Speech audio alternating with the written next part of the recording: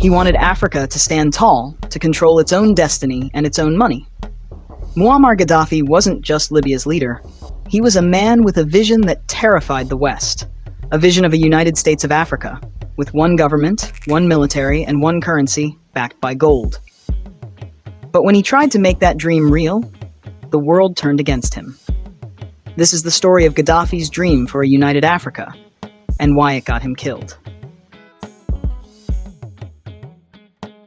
Born a Bedouin in the Libyan desert, Gaddafi rose from humble beginnings to seize power in 1969, overthrowing King Idris. To many Africans, he wasn't just another revolutionary. He was a symbol of African pride and independence. He believed Africa had suffered enough under colonialism and foreign control. Europe had drawn our borders, stolen our resources, and left us divided. And now, in the modern world, we were still trapped. Not by chains, but by debt and the dollar. Gaddafi's goal was clear. We must free ourselves from Western monetary slavery. Chapter 2. The United States of Africa. Gaddafi dreamed of an Africa that would act as one, not 54 weak nations, but a single powerful bloc. He pushed for a pan-African army to defend the continent, a single African passport to unite citizens, and most importantly, a single African currency, the gold dinar. This dinar would be backed by Libya's massive gold reserves, around 144 tons of gold, worth billions. And Gaddafi's plan wasn't just for Libya, it was for the entire continent. Imagine it, African countries trading oil, minerals, and goods, not in US dollars or euros, but in a currency they controlled themselves. It was revolutionary, and it was dangerous, at least to those who had long benefited from Africa's dependence. Chapter 3. The Gold Dinar Plan. Here's how it would work. Gaddafi proposed that all African nations sell their resources, especially oil, in gold-backed dinars.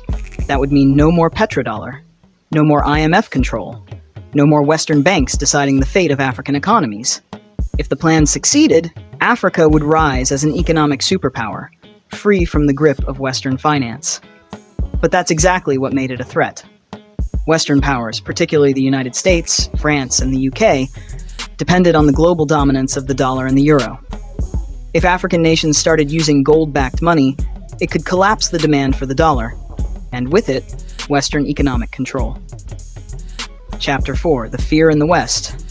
By 2010, Gaddafi's influence had grown across Africa. He had funded liberation movements, invested in African infrastructure, and even helped launch the African Union, AU, in 2001. But Western leaders weren't celebrating. According to leaked emails later revealed by WikiLeaks, French President Nicolas Sarkozy saw Gaddafi's gold-backed currency plan as a threat to the global financial system.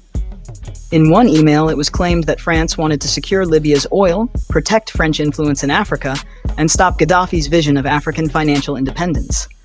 In other words, his dream was too powerful to be allowed to live. Chapter 5. The Fall of Gaddafi. In early 2011, Libya erupted in protests, part of the so-called Arab Spring. But unlike other uprisings, this one quickly drew forces. Under the banner of civilians, Western bombs rained down on Libyan cities. The rebels were armed, chaos spread, and within months, Gaddafi was cornered and brutally killed in October 2011. The world watched, some cheered, others cried, but few understood what had truly died that day. It wasn't just the end of Gaddafi. It was the death of the dream of an independent, united Africa. Chapter 6. Aftermath. The Libya that remained. After Gaddafi's death, Libya collapsed into chaos. Once one of Africa's richest nations, with free education, healthcare, and high living standards, it became a battlefield of militias and foreign interests. Western oil companies returned, the gold reserves vanished, and the dream of a gold dinar disappeared with him. Today, Libya remains divided. But across Africa, many still whisper about what could have been. An Africa that owned its wealth and spoke with one voice. Chapter 7. The dream lives on. Gaddafi's body may be gone, but his idea lives on in the hearts of those who still believe in African unity. New initiatives like the African Continental Free Trade Area, AfCFTA, and Pan-African payment systems echo his dream in new forms. Maybe Africa isn't ready yet for one currency or one army, but one thing is clear. The call for unity can't be bombed out of existence. As Gaddafi once said, "If we unite, we will become invincible. If we remain divided, we will remain slaves." So, was Gaddafi killed because he was a dictator, or because he dared to challenge the global system? You decide. But one truth remains. Every time Africa has tried to stand tall, the world has pushed it back down. Yet still, we rise. If you believe in telling Africa's real stories, hit subscribe, turn on the notification bell, and share this video to awaken more minds. Because this is AfriFacts, uncovering the truth, one African story at a time.